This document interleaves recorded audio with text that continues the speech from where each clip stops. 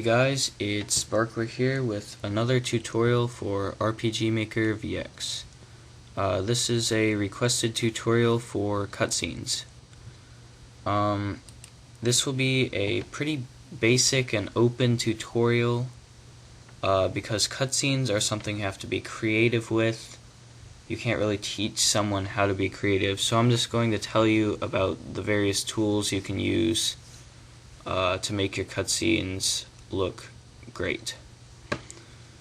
So the first thing you want to do when you're thinking about a cutscene is decide how and where you want it to start. Do you want it to start as soon as the character walks in the room, or do you want it to start when they stand in a certain place or after they talk to somebody? So when we open up a new event page, we see the trigger. There are several different options. Auto run is for when you want it to start as soon as they enter the map. Player touch is when you want them to stand in a certain place for it to start. And if you want them to talk to somebody first, use action button. Alright. So let's actually open that back up, and I will go through several of the various event commands that are used for cutscenes. Show text is used very often. It is very important for your cutscenes. Switches are used a lot. Self switches, regular switches, sometimes variables. Let's see what's next. On page 2, all of these movement controls right here, these are used a lot. Most often set move route or scroll map. The character ones here, show balloon icons and show animations, those are also used a lot. Screen effects, definitely. Fade out, fade in, tint, flash, and shake. Timing, this is a good one. Wait a couple frames. 60 frames is 1 second. In case you were wondering. Picture and weather. These are used a lot. Show pictures, move them, rotate them, tint them, and erase them. And the weather effects, definitely.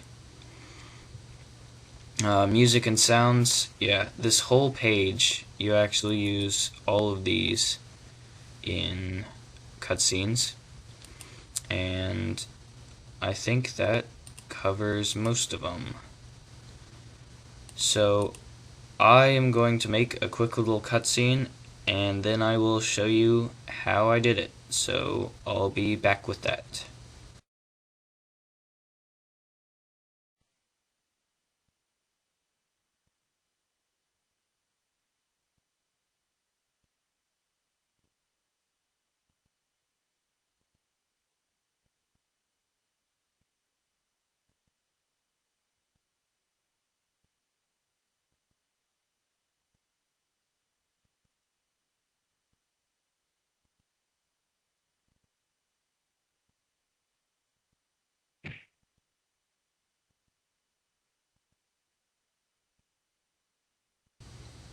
Alright guys, let's see how I did that.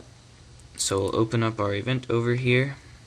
We see that the trigger is set to auto run, so the event starts as soon as the player enters the map. Alright, first thing that happens is the move route for the bartender. He moves right and turns down. Then some text is shown. A balloon icon pops up over the drunk. Wait 60 frames, that's 1 second. Some more text. Set the move route for the player. Some more text. Set the move route for the drunk. A whole bunch of text. Show an animation on the player. Move route for the player so he falls down. Then I control some switches, or a switch.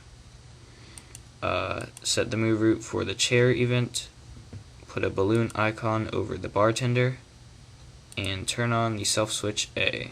On the second page, self switch A is on, and there are no events, so the cutscene has ended. That's all there is to it. There's that was just a short example. You can make long ones too. The most important thing to remember is to be creative. That's really all it is.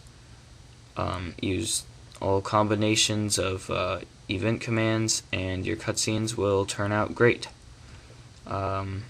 So thanks for watching. See ya.